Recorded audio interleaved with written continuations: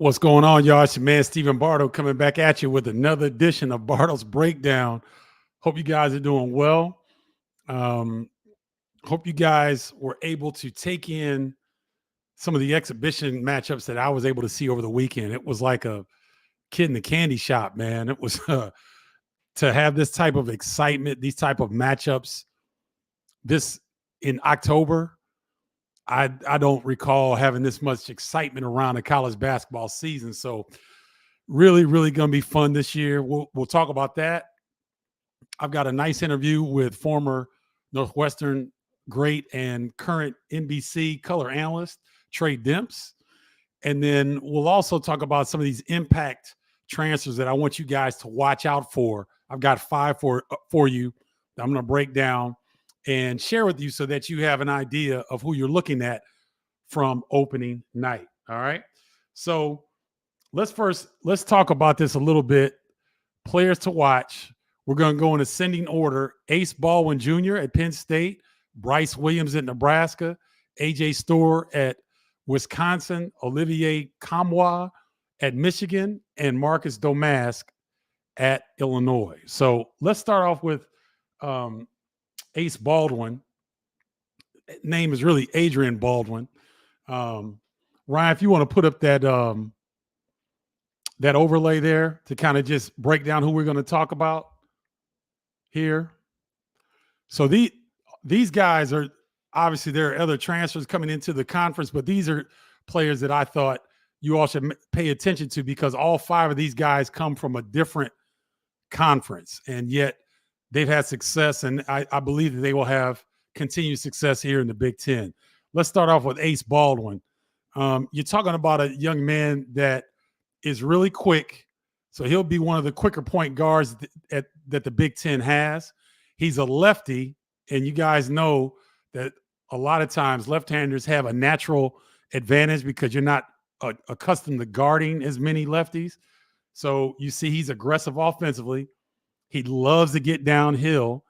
And I'm kind of surprised that his shot off the bounce has been as good because that was one of the areas where they said that he's a little bit inconsistent. But, boy, he looked good in those highlights there. Thank you, Ryan, for that. And so Ace Baldwin is a guy that was at VCU with Mike Rhodes. He joins Mike Rhodes at Penn State. This is a team that Tre Demps and I will talk about a little bit later in the show. Penn State's going to be interesting, and Ace Baldwin could end up being one of the top 3 or top 4 point guards in the Big Ten Conference. All right, next up, Bryce Williams is a forward coming in from Charlotte, and this guy here, older guy, but you see he's got a little bit of bounce, going baseline and putting guys on posters, but this is what he does really well.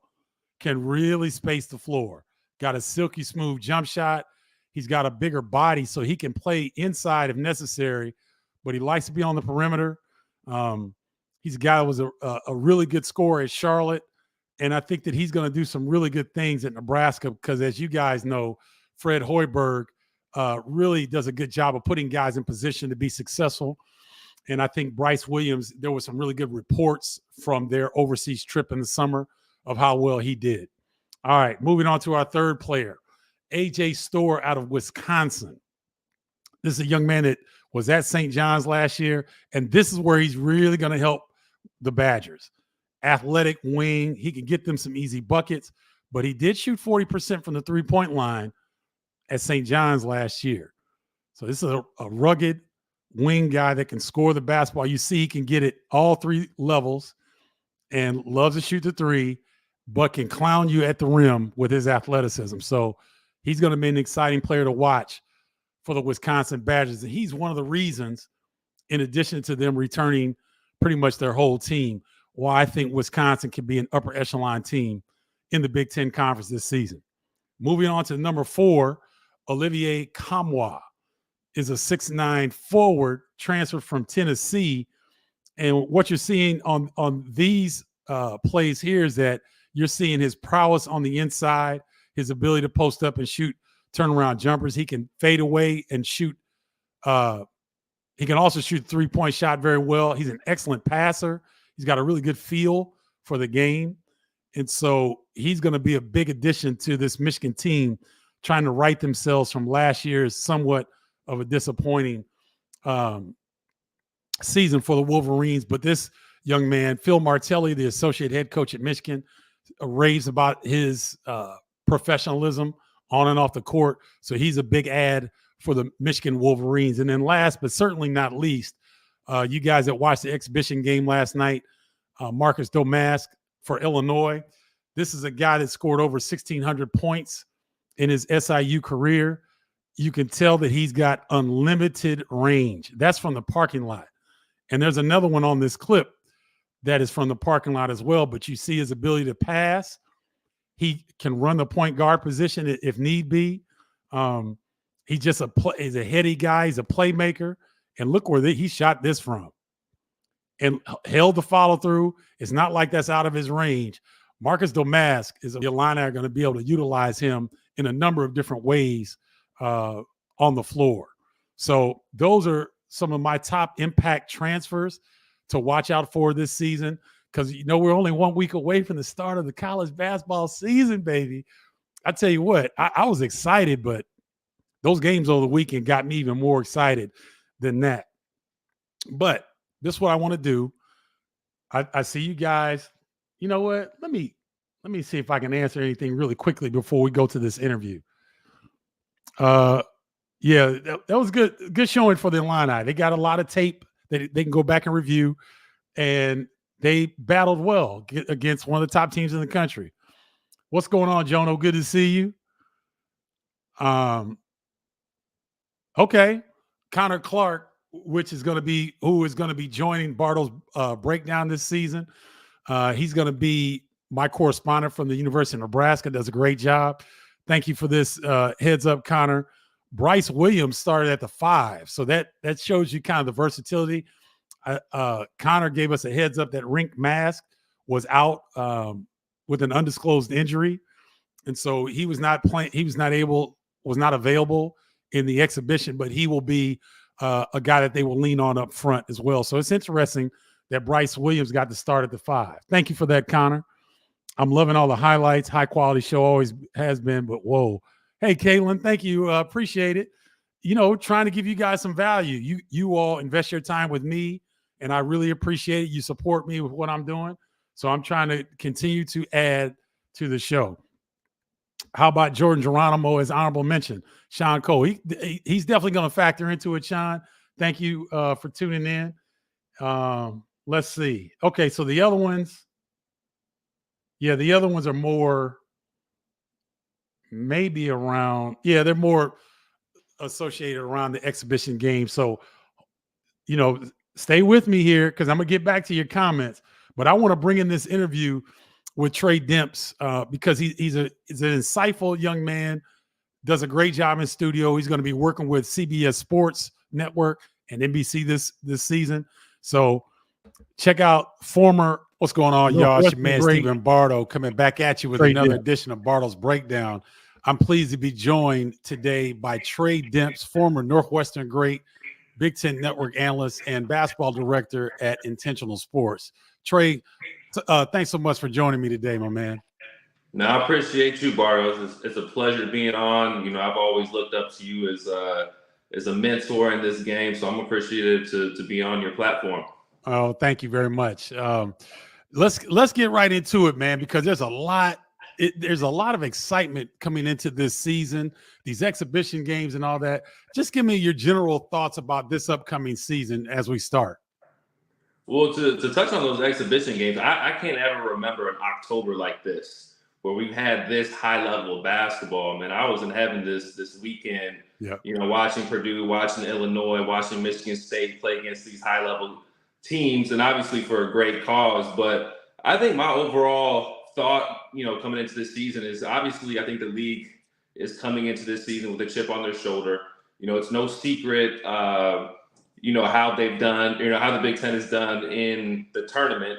And I think that this year they're kind of coming under the radar, coming in with a chip on their shoulder. I think it's going to be a great season for the league. And I think most importantly, it's going to be a great postseason for the league because of the continuity of a lot of different teams that we have. I mean, a lot of the teams, outside of Penn State, a lot of the top teams are at least bringing back 3 of their core pieces. So I'm looking forward to seeing those guys, obviously compete, and then some of the new guys and the transfers as well. I agree with a lot of your sentiments there. And I also am surprised about the level of intensity that we saw in those exhibition games. Let's delve into that a little bit. I was really impressed with Purdue going into Bud Walton Arena in Arkansas. If anybody knows college basketball, that's one of the toughest venues to go in and get a victory. Yeah. And it was sold out. It seemed like a February conference game in there. And although Purdue lost in overtime, I thought I saw some really good things. They did not shoot the ball very well. They did not take care of the ball very well. Zach Edey was in foul trouble, and they still got to overtime on the road this early in the season. What were your thoughts about that particular game? Yeah, I mean, obviously it was a tough loss, a tough way to end the game. But I had the same sentiments. I definitely thought that they played well. I thought they handled the pressure relatively well. I think they have, guys that are comfortable with the basketball. Obviously, the freshman guards look stronger, a little bit more experienced. But I think the biggest takeaway is I like what I saw on the defensive end.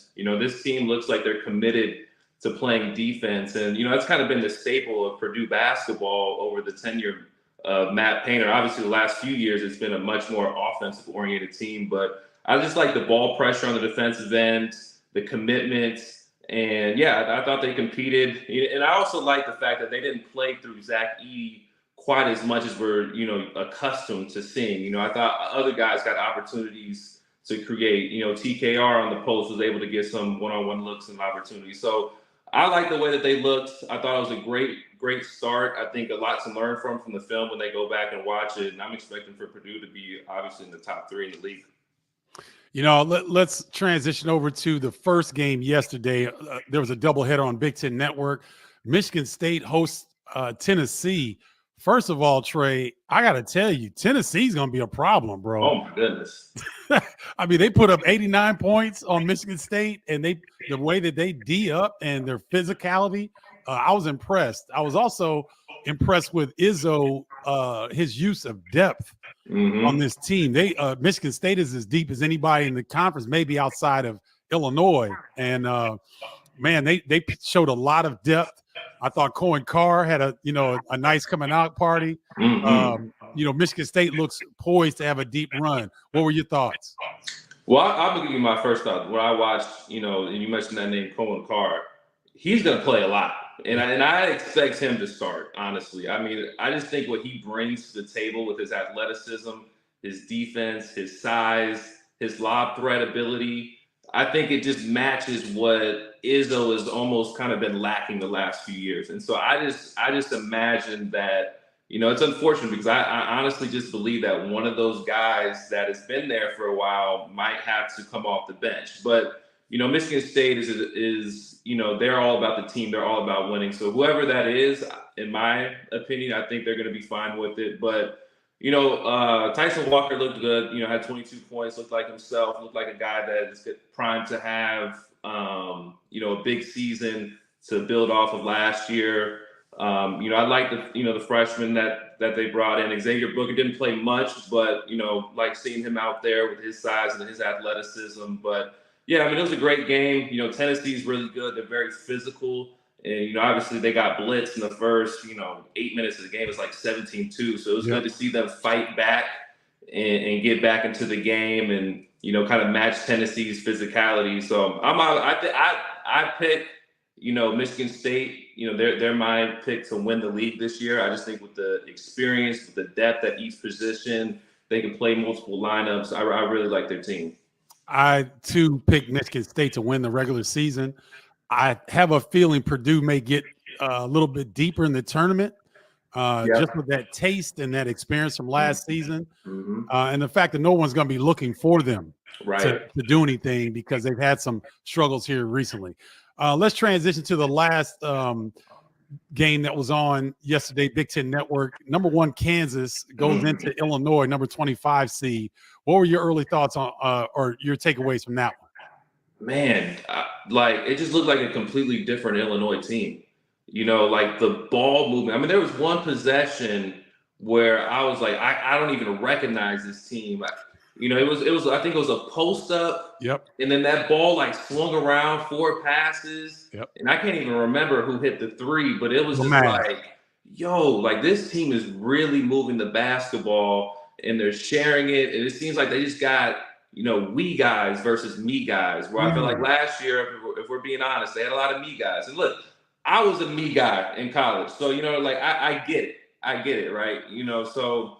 But I think that, you know, looking at the way that they played, I think you got to give Brad Underwood a ton of credit because I feel like he's doing some different things offensively where I think it's almost like a modernized version of what they've done with some of their dribble handoff and weave stuff and different actions to get Terrence Shannon downhill in the half court. And so, you know, I just loved watching them play. I mean, obviously you beat the #1 team in the country. That's going to give you a ton of confidence. Yep.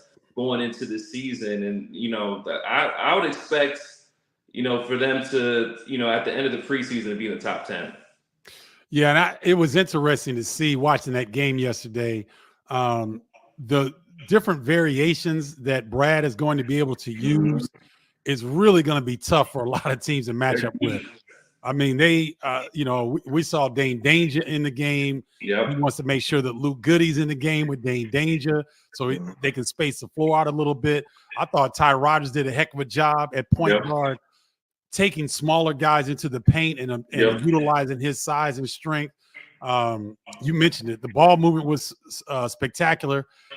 And the team that ended the game on the floor for Illinois, all of them can go get their own liquor. I mean, they were all 22, 23, 24-year-old men. And, you know, for them to be able to close out games with that type of veteran play, and as you said, with it seems like a bunch of we guys, everybody's sharing the sugar, everybody's sharing the rock. It was pretty impressive. 100%. 100%. Yeah, I mean, they got older guys. They got guys that, you know, have had success at other programs that are coming now to Illinois to win the championship. And, you know, I think that's huge. And you mentioned, you know, Ty Rodgers. You know, I've always kind of been somebody who's, you know, there's been a lot of talk about him and his point guard abilities. And if I'm being honest, I didn't quite see that last year, but I saw it yesterday. You know, I saw it last night, and just his ability to share the ball, especially in transition situations. And I think, yeah, he's definitely a guy that's a huge piece for them just because of his versatility. He's got to do a much better job, I think, this season of utilizing his size at that point guard position because he's going to have smaller guys on him. And so within the flow of their offense, he's got to be able to dribble, drive, and then just take his time and, you know, post up and then be able to play out of that because teams are either going to double and then where he's going to be able to make the pass or he's going to be able to score the top over, you know, smaller guards in the league. So I think he's a big piece. Domas is a big piece as well. You know, with his shooting ability, I think that, you know, Coleman Hawkins, yeah, they just got a lot of depth, man. They got a lot of guys, a lot of different lineups that they can play. They can have an offensive lineup. They can bring a defensive lineup. So, you know, I think that, you know, with them and just the overall camaraderie of the team and how they perform, I think they should be top 3, top 4 in the league. Okay. All right. So with that being said, what are some teams, Trey, that maybe the fans aren't paying attention to that might make some noise in the in the league this season? You know, I got Penn State, you know, and I think that it's a surprising one because I think a lot of people don't know about Penn State. That's right. Shrewsbury leaves, you know, and then, you know, they lost a lot of guys, you know, to going on to play professional basketball and who graduated. But I love, you know, what they brought in, and then watching their exhibition game against Robert Morris, I believe. You know, they're a team that's deep, they're long, they're athletic, they're committed to the defensive ends. They have a lot of speed at the backcourt with Ace Baldwin and Kanye Clary. You know, I love Zach Hicks. I think he's going to be a great addition to this team. The Temple transfer can shoot it, can put it on the floor. And yeah, I just think that they're a team with a solidified identity that's going to want to play fast. They're going to press you. You know, it's probably going to be a lot of low-scoring games. So I think that's one team that I think, you know, I don't know if they're going to make the NCAA tournament, but I think they're a team that maybe right now is projected to be at the bottom that could sneak their way into the middle. In terms of a team that I think that could potentially make a run to Phoenix, that nobody's really talking about a ton is Maryland's. Now, I really like Maryland's Jameer Young coming back, all-league guy. They return to core three. I think Julian Reese is going to have a big-time year. I think he's going to be a top 3, top 4 center in the league and one of the better centers in the country. And I like their freshmen, too. I like Jamie Kaiser, Deshaun Harris-Smith. Those guys can play. And they're not typical freshmen. Those are big-body guys that can shoot the ball. Because that's the biggest thing, I think, with freshmen is if you can shoot the ball and if you can get your shot off, that translates to the next level. Obviously, depth is always a thing with Maryland. But I think those are the 2 teams that I think that would be my 2 surprise teams. Excellent choices, Trey, because no one's really talking about either of those teams. Like Maryland's mentioned in that grouping of teams behind Purdue and Michigan State. You throw them in with Illinois, Wisconsin, Ohio State, those groupings there. But Maryland is going to – you mentioned the freshmen are tough. Jamie Kaiser, former high school football player, Big Ten body ready. Deshaun Harris-Smith is a grown man, big-bodied guard, can get downhill. And, they're going to keep you off balance on the offensive end, what they do defensively. Right. The team that I like that no one's talking about is the Nebraska Huskers. Now, if you've seen their team, Rink Mast coming from Bradley was one of the leading scorers in the Missouri Valley. Where that the Missouri Valley, they got grown men. Yes. And that generally translates well into Big Ten play. Bryce Williams out of Charlotte, very versatile shooter. They've got depth, they've got size, and Casey Tominaga was one of the best players down the stretch last year in the conference. So I really like Nebraska. I don't know. I think this is a Nebraska team that can knock on the door of an NCAA tournament berth. I really do. I think they have that type of moxie about them this season. They're going to be a little bit more physically, able to compete. And I think Fred Hoiberg, similar to last year's team, he likes the chemistry on this year's team. And when Fred likes his teams, they generally do pretty well. I like that pick. You like Nebraska too, Trey? I do. And I think Tominaga is primed to have, an all first team, second team, all Big Ten. I mean, he was playing against the best players in the world this summer, right? In the World Cup. And I think when you come back from an experience like that, and then now you're playing against collegiate guys, it just gives you an extra level of confidence. Like all these guys that I'm playing against haven't done and accomplished on the international level what I've accomplished. You know what I'm saying? So I think that, to me, he could be a guy that is a 16 to 20 point per game guy. And that's not easy to do in the Big Ten. Oh, well said. And I think I'd like to share with our viewers so that they understand. Tominaga was second in the Big Ten in 2-point field goal percentage last season. Second. Now we know him as a knockdown shooter, but he's an elite cutter. He finishes very well with either hand at the basket, and he's just kind of underrated. I think guys were overlooking him, Trey, and then he sneaks up on you. And now it's too late. He's got 15, 18. He's rolling. Right. I really like this Nebraska team. Which players are you most looking forward to seeing this season and why? First that comes to mind is Malik Reneau out of Indiana.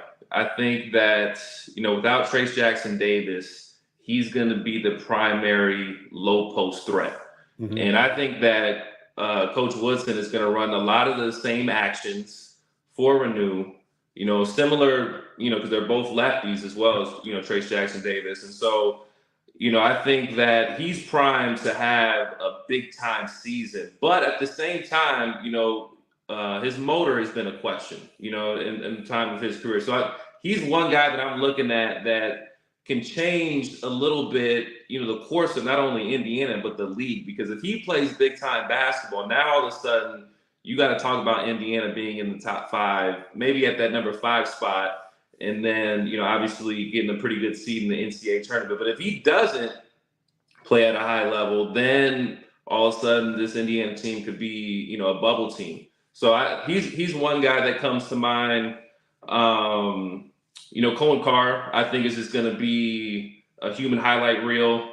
Somebody's going to have a lot of emphatic dunks. I mean, he had that play yesterday, where he's coming in transition, 3 guys are around him, and he dunks it over the top. I'm like, I can't remember a guy in the league making that type of play since maybe Bridges. I don't know. Like Yeah. we That's a haven't good seen comparison. that type of athlete in a long time in the Big Ten. So he's going to be, I guess you could talk about Jaden Ivey being that type of athlete, but he's got the strength to go along with it. But so those are 2 guys that I would really that I'm excited to see. I think Stanford at Iowa, I'm excited to see his development and growth. I anticipated that last year he'd have a breakout season where he would be one of the best players in the league. Kind of went through some shooting lulls in conference play. Just seeing kind of what kind of consistency that he can bring this season, along with Tony Perkins, because I think they're another team, that's right there, kind of in the mix for 5th seed, 6th seed. And then I think lastly, Connor Essegian has a chance to be a breakout guy this season as well. His ability to shoot the ball, his confidence, his moxie. I'm interested to see, how much stronger he's gotten this offseason to be able to put the ball on the floor. His team, he's going to kind of be the guy that teams focus on in the scouting report. So those are a few names that I think that I'm looking for this year. Those are really good selections. I'm going to add to that. I want to see AJ Storr at Wisconsin, the St. John's transfer, 6'5", big wing, Rockford, Illinois native. And he gives Wisconsin an element that they lack historically, which is athleticism on the wing.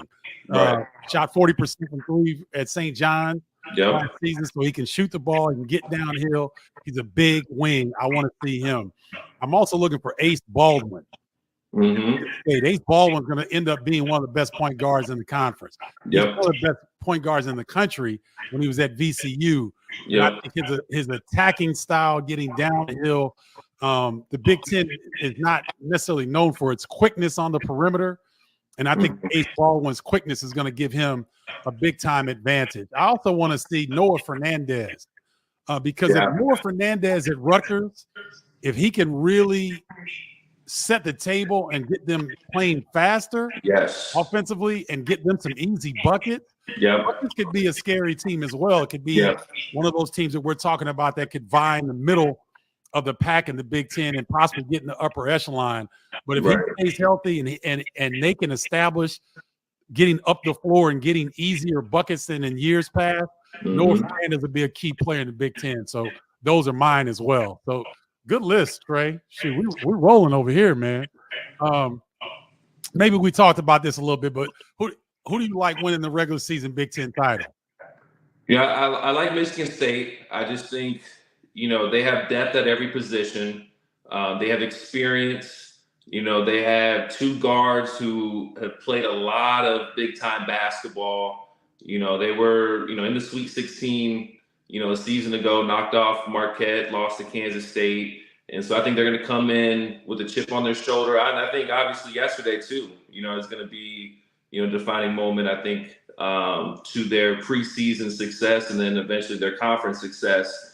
And so, I really like Michigan State just because of the depth that they have at every position. I agree with you. And I know that, I get comments from people when I make posts or statements and say, that Michigan State I have them favored in the regular season, but I have Purdue going deeper in the tournament. I like the athleticism that Carr brings. There's nobody in the league that has a player like him that can flip the situation. I also like what you said.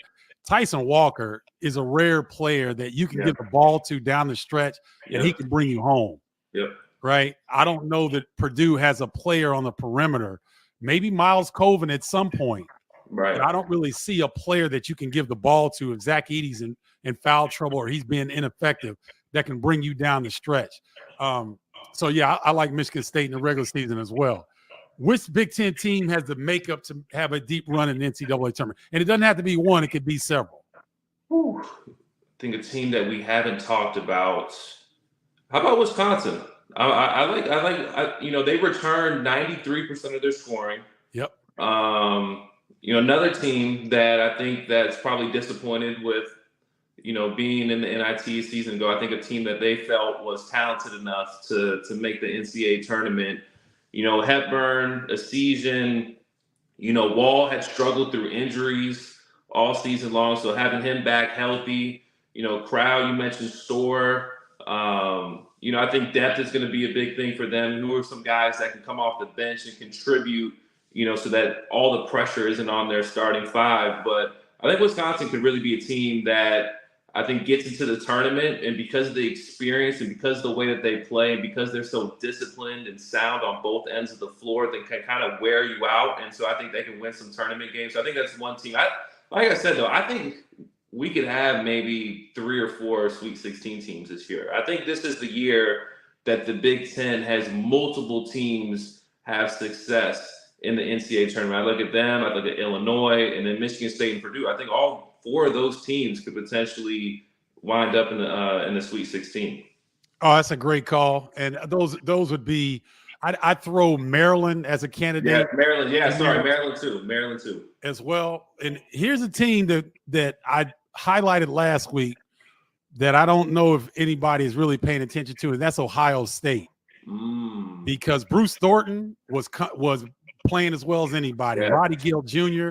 had a heck of a close to his freshman season. And then you bring Felix Akpara back with that experience, Zed Key, and then they've got a trio of really talented freshmen that if you know Ohio State, they develop freshmen as well as anybody in the conference now.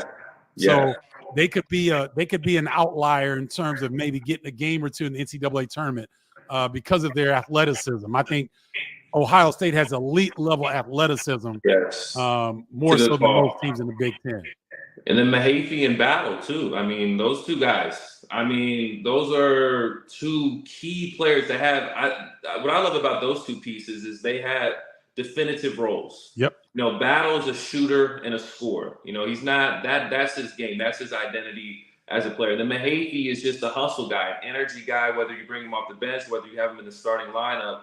And so, to go along with those young guards who had great end of the seasons, I love Roddy Gill. I think he's going to have a big-time season this year. Thornton is a great shooter, smart point guard. Yeah, that's a good call. That's another team, once again, that could probably make a run in the tournament. I agree. Now, this is a fun one. Which current Big Ten coach would you like to play for a while? Oh, man. Woo, that is a tough one, man.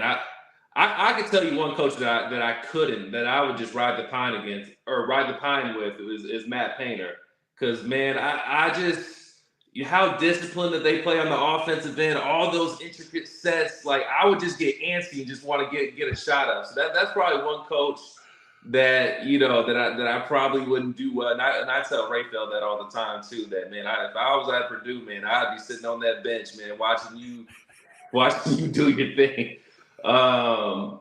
Man, that's a really good question because I love playing for Coach Collins. You know what I mean? Yep. I love playing for Coach, and the freedom that he gives you, the intensity. Was something. His intensity and my intensity and love for the game just matched. I'm trying to think if I could give you another one. I think Ben Johnson. I think Ben Johnson's one guy that, that is another coach that gives you a ton of freedom on the offensive end. They're going to spread you out. He's not going to sub you out if you take some bad shots like I was prone to do in my career. So I think that would be maybe the coach outside of Coach Collins that I'd love to play for. I've got an affinity for Steve Peichel at Rutgers because I was a defensive-oriented, bigger guard, and I think I would have fit well in their system. And on the offensive end, if you do have the ability to score, he puts you in position to go ahead and do your thing. That's a good point. So I think Steve Peichel would be one. I kind of would like playing with Fran McCaffrey as well. Yeah, you would do well. The one thing about he does well with wings, like they really develop wings at a high level at Iowa, and then forwards and centers as well. So I think you would as a bigger guard would have had a lot of success under Fran. Yeah, those would be two guys I would love to play for. And then lastly, Trey, share with everybody what you're doing over at Intentional Sports. I think it's a great cause. Yeah, so Intentional Sports is a multi-sport facility in the west side of Chicago in the Austin neighborhood.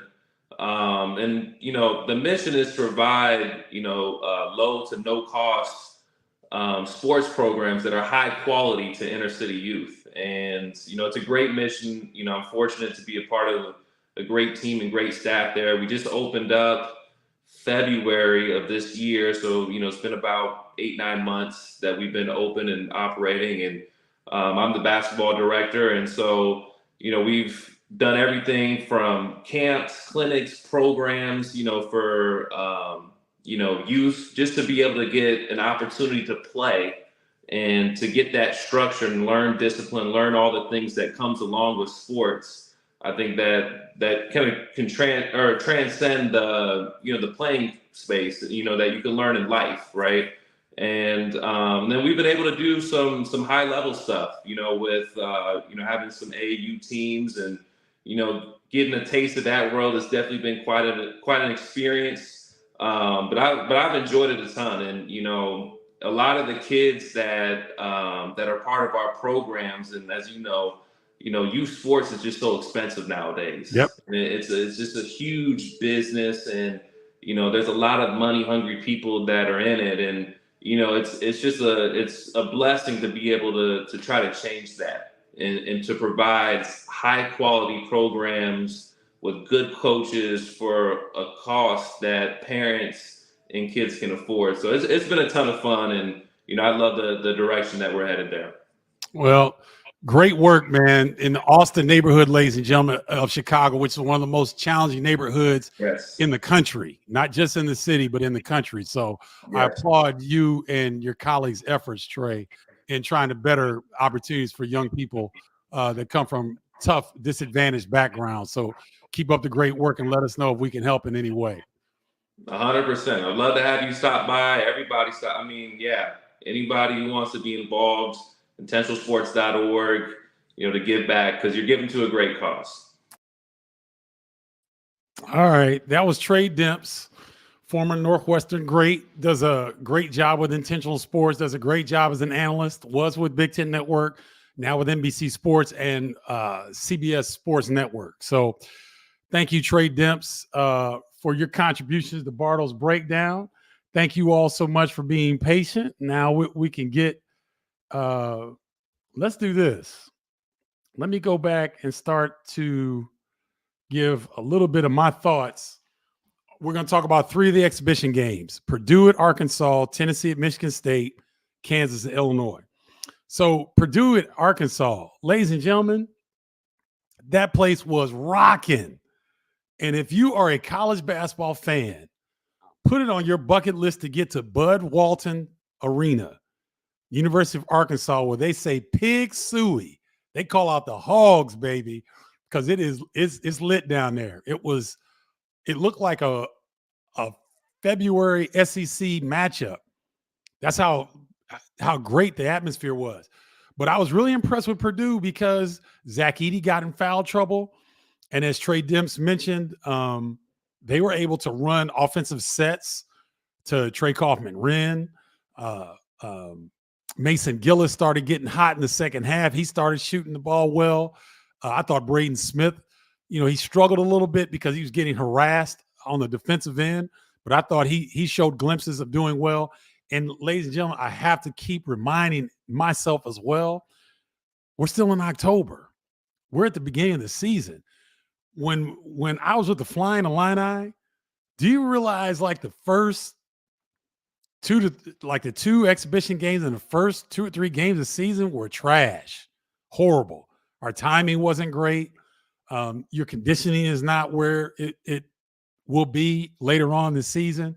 And we had guys that didn't leave. They didn't really transfer a lot. And we had guys that were coming back year after year after year. And it still took a little bit of time to get to the high level of play that I saw with Purdue and Arkansas. That was a great challenge for Purdue because teams with overall team quickness have bothered the Boilers in the past. So the fact that Matt Painter is going out and challenging his Purdue squad in this fashion in a very tough environment in an exhibition game was tremendous. I thought Purdue played well. Thought they showed a lot of poise, and they were able to force overtime even when Zach Edey was not at his best. Game 2, Tennessee at Michigan State. Boy, if there's a team better in the SEC than Tennessee, and I now understand why Ken Palm has the SEC rated as one of the top conferences in the country, because the Volunteers are going to be a problem, ladies and gentlemen. And they played Michigan State yesterday in the exhibition. I've got them Tennessee at Wisconsin, my first game on NBC. That's going to be a heck of a ball game. And I believe Tennessee may play another Big Ten team. And let me see if I can pull that up, because I'm almost certain. I was kind of shocked that Tennessee is going to play like 3 Big Ten teams, maybe in the regular season. Let's see. They're at Wisconsin, November 10th. Wow. Tennessee's at North Carolina. They host Illinois, December 9th. Okay, so, and then Michigan State. So, in addition to Michigan State, they go to Wisconsin, they host Illinois, and they also go to North Carolina. But this is a talented team. They put a lot of pressure on the Spartans. They jumped out to a 17-1 lead, and the Spartans came back and made a game of it down the stretch. Tennessee wins by 1 point. And here's the thing, ladies and gentlemen. Tennessee starting backcourt didn't even play. Vesconi and Ziegler. Vesconi went back home to, I think he's from Argentina, and he had a family issue, so he wasn't there. And Ziegler's still coming off of an ACL recovery. He's ready to go, but they just want to make sure that he's ready to go. So they put up 89 points at Michigan State without their starting backcourt. That's a team to watch. Michigan State, I was impressed with their depth. Tyson Walker was tremendous down the stretch. Cohen Carr is a revelation. That's the best athlete in the Big Ten, and he's going to have to play some meaningful minutes for Michigan State, because he brings an element that Big Ten teams generally don't have. And I think Tre Demps said it. We haven't seen this kind of athleticism in the conference since a Miles Bridges. So that's how electrifying that young man is. I thought Jeremy Fears looked good coming off the bench. Xavier Booker, he knocked down a 3. He's long, he's athletic, but he's really thin. So he's going to have to increase his strength. Malik Hall looked okay. I thought he was pressing a little bit. Carson Cooper looked okay. Matty Sissoko looked good. But Michigan State had impressive depth, and I was pretty impressed with what I saw from them this early. And then, of course, the last game was Kansas, number 1 preseason pick number 1 in the country, at Illinois. I thought Coleman Hawkins had a hell of a game. He defended Hunter Dickinson very well, and he had a tremendous floor game. He shot the ball when he was open. He made plays when it was time. He looks more comfortable. He looks like he's not thinking too much out there. He played an excellent floor game. I thought Ty Rodgers did a great job taking advantage of the mismatch at the point guard position. I believe he got 3 buckets in the paint, or really close to the paint. He didn't turn the ball over. I thought Terrence Shannon was outstanding. He had some extra motivation going against his former Texas Tech teammate, Kevin McCullough. They had a nice duel going back and forth. So both of those guys were outstanding. And the depth and the sharing of the basketball was really impressive by the Illini yesterday. There was one play when Quincy Guerrier got it on the short post, kind of like the dunker spot along the baseline. He whipped a drag pass along the baseline to the opposite side, and the ball hit 4 times, like boom, boom, boom, boom. Marcus Damas was so open, he caught a cold shooting that 3. And it was a thing of beauty to see. And the 5 that the Illini finished with were all 22 or 23 years old, if not older. So a lot of positives from that game that I saw. All right, let me get to some of your comments here. What's up, Andrew Moody? Illinois just beat the number 1 team in the country in Kansas. So my question is, how much can you take away from these secret scrimmages? And do they tell you all? Or is it more like take the game with a grain of salt as to how you predict the team's success?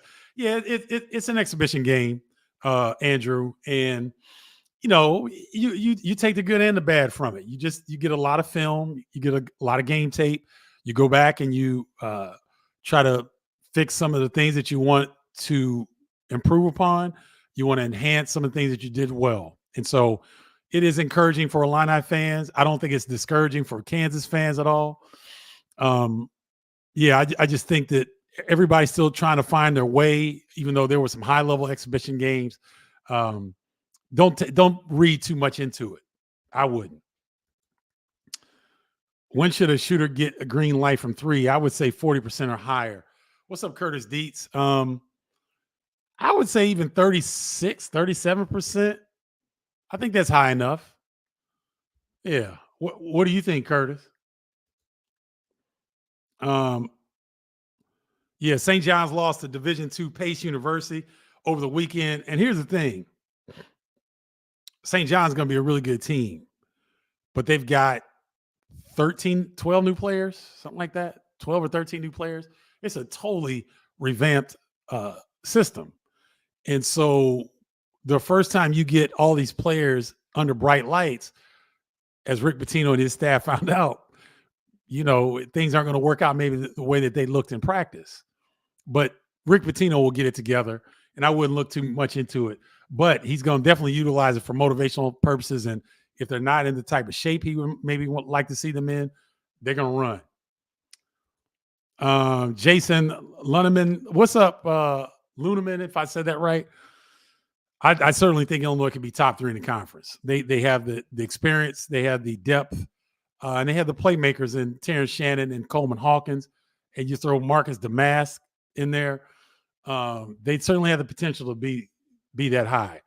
4 of the top 5 AP teams lost in exhibitions. Which of those teams have you most concerned? None of them. Michigan State, Kansas, Purdue, Marquette, and I think that was the 4 of the top 5 that lost. And Marquette lost a close one to Michigan, and that was a crazy score. That was like 115 to 111 or something crazy.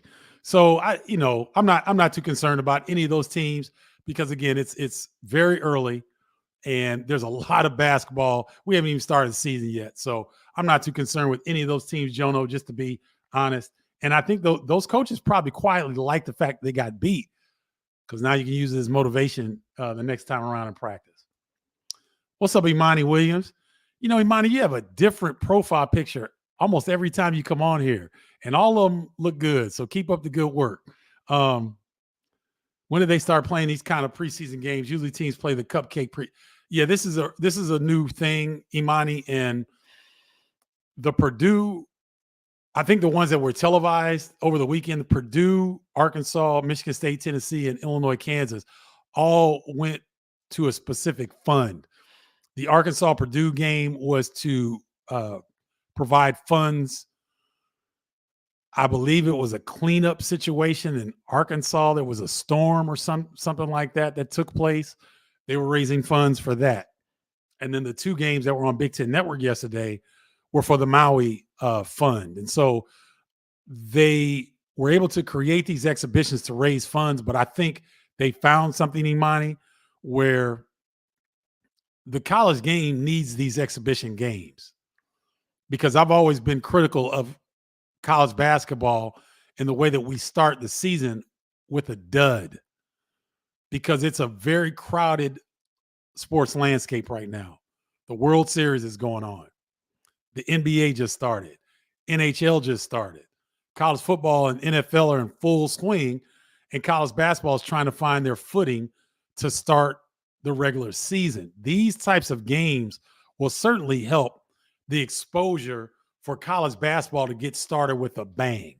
So I think we're going to start to see more of these. And no, we didn't do these. I wish we did, but we didn't do these 30-something years ago. What's up, Kyrie Thompson? How you doing? Don't know if I'm late or not. True that Tennessee's 2 best guards, Vesconi and Ziegler, did not play. Vesconi was at home dealing with a personal matter, and Ziegler is coming off of an ACL tear from last season. He could have played. They're being extra cautious with him. But yes, Tennessee is going to be a problem because Gainey, he had a coming out party in the first half. And then Dalton Connect, he's a pro. From Northern Colorado, he averaged 20 points and 9 rebounds last year. He transfers to Tennessee. He should have been a Power 5 player to begin with. This kid's a pro. Big body. He had a heck of a play. Tyson Walker went to steal it from him. He wrapped around, took one dribble, took off in a lane, and I think it was AJ Hogarth tried to jump and challenge it. He just put AJ all up in his chest and just yammed on him and won. I mean, Tennessee is rough. That's a team to watch out for, and you're going to see them at Wisconsin, and they host Illinois. Those are going to be two fantastic games. So, yes, you're right, Kyrie. Tennessee starting backcourt did not play, and they still were very, very impressive. Some would say they're best. Yes, Kevin, you're right.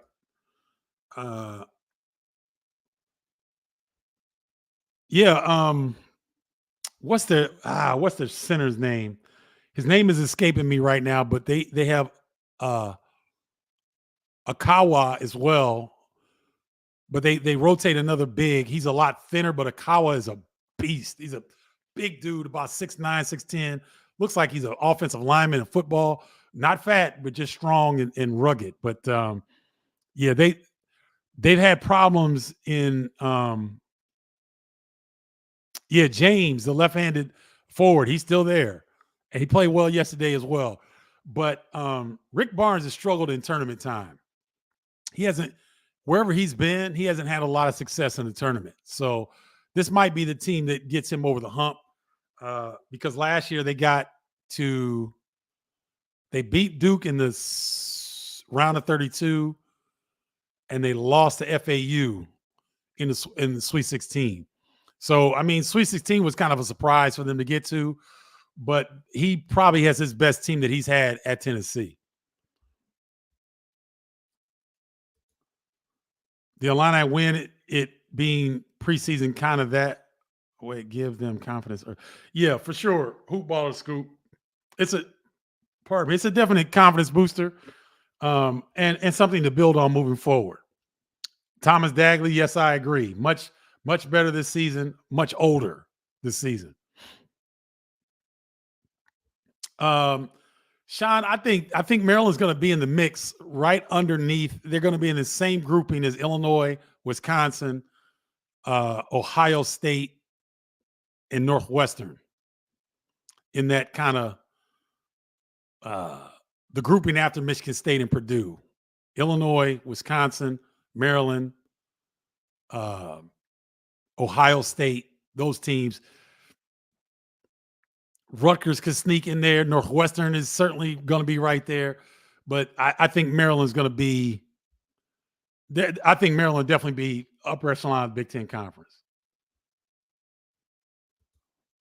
Derek, I did not hear the news. I hope it's not bad because Paul McPherson was in my showcase event that I used to run when I was still playing professionally. I had a camp. Golly, I can't remember the name of it.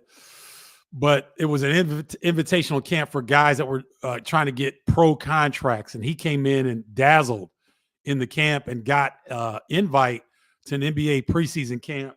And then I think he finished overseas. So I hope – no, he played for DePaul. He did not play at Illinois. He played for DePaul. But I hope the news is not negative. The bench can be solid if Maytrey can develop. I think all of those things are possible, Sean. And even if Traore doesn't develop like maybe they want him to, Jamie Kaiser and Deshaun Harris-Smith, those are two of the better freshmen in the league this season. What's up, Hoops Nation? Small thought they had big bigs. Were you impressed? Yes, I was impressed. Yeah, Tennessee played without their starting backcourt. I was impressed with Michigan State. Their guards aren't big. Tyson Walker's not very big. AJ Hogarth is.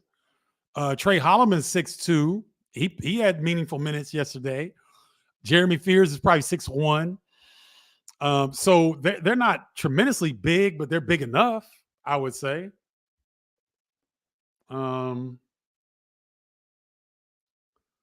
What's up, Chad? Glad to see moving in the last couple of years. Seen a lot of 4 players standing around 3-point line. Too much one-on-one ball. I agree. That ball movement was much better. Oops, didn't mean to hit that one. Movement was created, cut into the basket, more offensive rebound opportunities. So Turf just standing on 3 and waiting for a pass. This game I saw movement, and you're going to see better movement because you've got veteran players who look like they like each other and like to share the rock. Loved what I saw from Illinois yesterday. Bo Singer, good to see you. Top 2 scorers. Third leading scorer for Illinois, it probably would be Marcus Domask.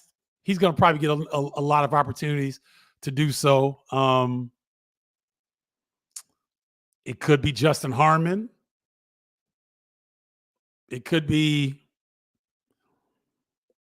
I don't think Luke Goody is going to be the third leading scorer, only because it doesn't look like he didn't get a lot of time yesterday, and he may be trying to, Coach Underwood and the staff might be trying to figure out exactly how they're going to utilize him.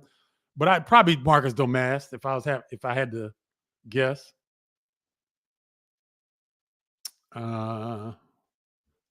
What's up, Kevin Ford? Because he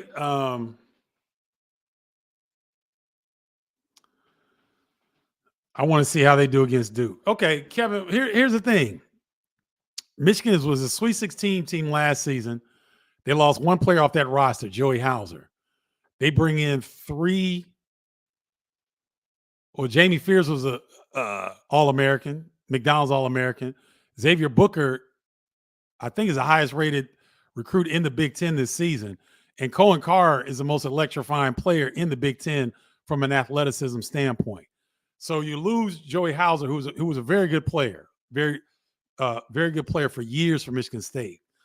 But you replenish with so much, and you bring back Tyson Walker, AJ Hogarth, Matty Sissoko, Carson Cooper, Jackson Kohler, who's out with a knee injury, but he'll be back. You got Jaden Akins, Trey Holloman. I mean, I can go on and on. That's why people think, and you got Tom Izzo. That's why you didn't expect Michigan State to be in the Sweet 16 last year, did you? I know I didn't. I didn't expect them to beat Marquette in the second round. I had Marquette as a Final Four participant, and Michigan State handled Marquette in the second round and got to the Sweet 16 and lost in probably the best, maybe the top 3 game in the tournament last year. That overtime loss at Kansas State, that's why people think Michigan State is going to have a deep run in the tournament this year. Does the starting 5 versus Kansas evolve, or do you see that being pretty consistent throughout the year, Chad? I think it's going to evolve. It's just so much basketball left. They've got so many different variations and combinations they can play with their depth. I think that we'll see some changes, but it's kind of interesting to see Coleman at the 5. No word yet on that. It's been kind of mum. Carol, good question. Which Big Ten team's success will be most influenced through the players they gain via the portal acquisitions? Illinois and Michigan. Those are the 2 teams that I think, you could throw Nebraska in there. Let me hold off on that. Let me not be so quick let me give you the teams that I think will be highly impacted by their transfers. Penn State, Rutgers, Illinois, Nebraska, and Michigan will be 5 teams that will be, if their transfers play elite, these teams could be very dangerous. If these transfers have a hard time finding their footing and finding their way, these teams will struggle, because these transfers for these teams that I just named are very, very vital to what each team is trying to accomplish. Let's see. Lyle Clark, disappointed that Underwood didn't play his bench more, especially with Hawkins in foul trouble. Was good to see how much they match up with quality opponents. These guys on the bench are not mop-up players. This was a great chance. Yeah, I agree, Lyle. I mean, maybe you wanted to see some more guys. Dre Gibbs Lawhorn. I thought we'd see a little bit more of him. I thought we'd see a little bit more of Luke Goody. But I don't question what Underwood and his staff are trying to do. They've got a plan. They know what they're doing, and there's a reason why they only played the guys that they played yesterday. Thank you, Tammy. Yeah, he Tre Demps is a solid dude, a great young man. His dad, Dale Demps, is a great dude. I played against Dale. Dale works in the NBA in the player personnel side. Trey's just, he's a strong man of faith. He loves working with young people, and he's just a positive guy. And so that's why I wanted to have him on the program. So thank you for that, Tammy. Hey, what's up, Lauren? Good to see you on here. And teach like I reached a young man to use his facility. Okay. I'll put you guys in touch, Lauren, because he's he's looking to do things like that. Yes, it is amazing, Kevin. I agree with you.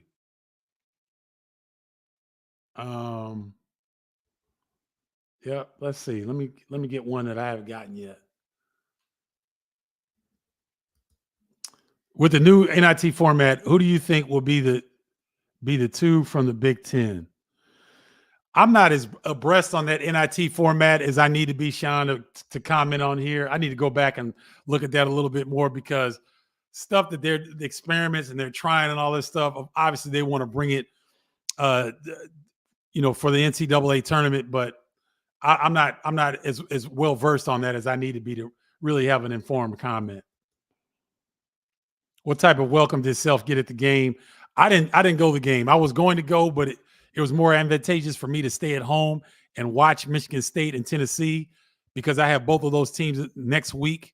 So I want to do a little bit more research. And it was really good for me to be at home watching the game because if I'm at Assembly Hall, I get stopped every 5 steps, which I love. I get it. But it was better for me to do my own homework watching from home and watching on Big Ten Network. So I was not at the game.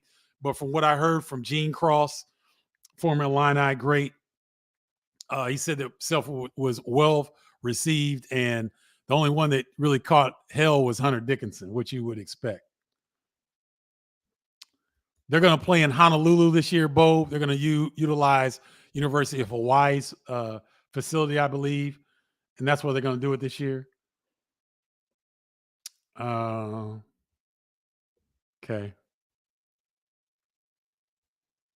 Let me get one in here.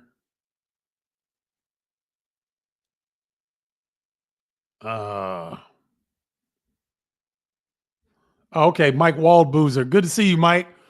What did you think of Quincy's play yesterday?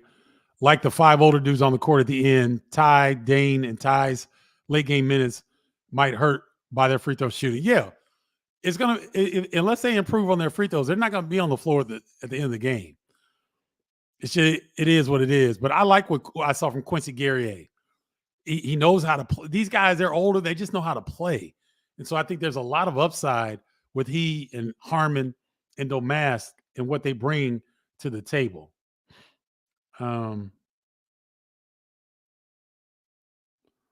Let's see. Philip Willard. I don't know if I've seen you on here, Philip, but if this is your first time, welcome to Bardo's Breakdown. First of all, how much for your jersey hanging behind you? I loved our guard play along with the quick ball movement. If we play like that, we can play with anyone. Yeah, I agree. The ball movement was stellar and outstanding, and a lot of positives to take away from that exhibition game yesterday.